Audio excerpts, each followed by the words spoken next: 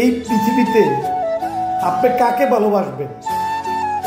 আপনার বাবা, আপনার মা, আপনার ভাই, আপনার বোন, তাকেই আপনি ভালোবাসবেন। আমি আপনাদের কাছে একটা কথা বলে যাই, এই পৃথিবীতে এমন বান্ধব নাই যে আপনাকে ভালোবাসবে। সে শুধু আপনাকে ভালোবাসবে শুধু এই টাকার কারণে। আপনার কাছে যদি টাকা না থাকে আপনাকে কখনো বাসবে না, কখনো আপনাকে ভালোবাসবে না। যদি বলে যে হ্যাঁ আমি ভালোবাসি শুধু টাকার কারণে, আর একমাত্র টাকা ছাড়া ভালোবাসতে পারে আপনার মা। আপনারা জন্মদাতা পিতা আপনাকে ভালোবাসতে পারে। এই পৃথিবীতে কার উপকার আপনি করবেন? যার উপকার আপনি করবেন সে আপনাকে দেখবেন আপনার পিছন দিয়ে 5 ছেলে ঢুকাই দিবে, কিন্তু ভাই বোন করবে না। আপনি যার জন্য এত কষ্ট করেছেন, এত কষ্ট করে তারপর তাদেরকে একটু ভালো রাখার চেষ্টা করেছেন, কিন্তু শেষ পর্যন্ত দেখবেন আপনার বিরুদ্ধেই সে লাঠি নিয়ে দাঁড়াবে, আপনার বিরুদ্ধেই সে কথা বলবে।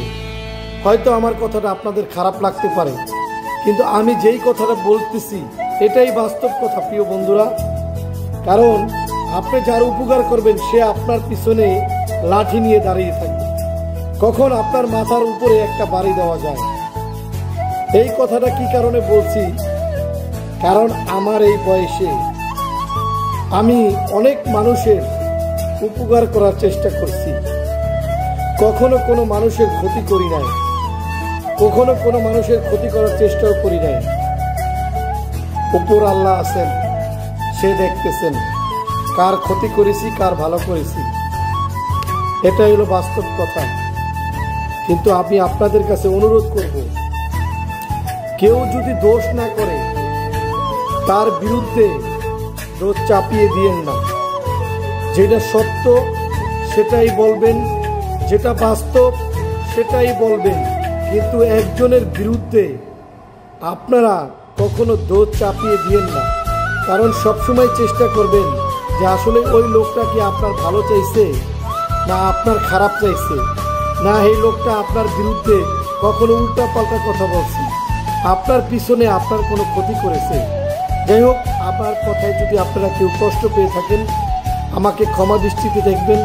আমি যে কথাগুলো বলেছি এই কথাগুলো আসলে বাস্তব কথা বলেছি না কোনো মিথ্যা কথা বলেছি না কোনো বানোয়াট কথা বলেছি অবশ্যই জানাবেন। আর সবাই ভালো থাকবেন, সবাই সুস্থ থাকবেন। যার বাবা মা বেঁচে আছে বাবা মাকে বেশি বেশি ভালোবাসবেন, বাবা মার দিকে খেয়াল রাখবেন। আমার মা নেই, আমার বাবা বেঁচে আছে, সবাই দোয়া করবেন। আসসালামু আলাইকুম ওয়া রাহমাতুল্লাহি ওয়া বারাকাতুহু।